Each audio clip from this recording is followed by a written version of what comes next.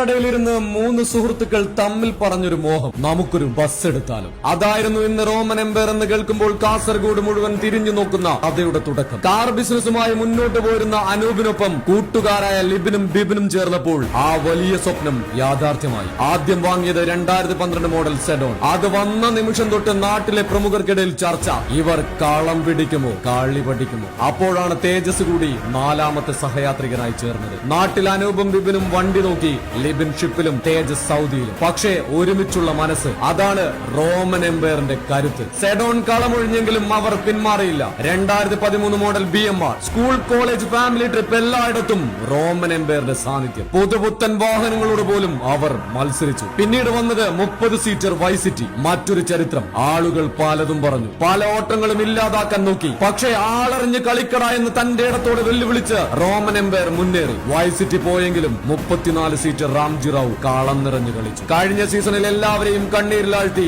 BMR എഡ്വേർഡും പടിയിറങ്ങി. പലരും അവരുടെ കഥ ഇവിടെ തീർന്നെന്ന് കരുതിയപ്പോൾ 2018 വേഗ കരീം ലാല. വരാനിരിക്കുന്ന സീസൺ പിടിച്ചടക്കാൻ ഓഡിയോ ബുള്ളിന്റെ എല്ലാ കരുത്തും അവനിൽ ആവാഹിച്ചു വെച്ചിട്ടുണ്ട്. എത്ര പേർ തടഞ്ഞു, എത്ര പേർ പിന്നിൽ നിന്ന് കുത്തി. ആട്ടവും കഥയും കഴിഞ്ഞെന്ന് പറഞ്ഞവർ അനവധി. ഓരോ തവണയും റോമൻ എംപയർ തിരിച്ചു വന്നു. ഓരോ തവണയും അവർ ചരിത്രം എഴുതി. ഓരോ തവണയും അവർ ഭരിച്ചത് ചക്രവർത്തിമാരെ പോലെ.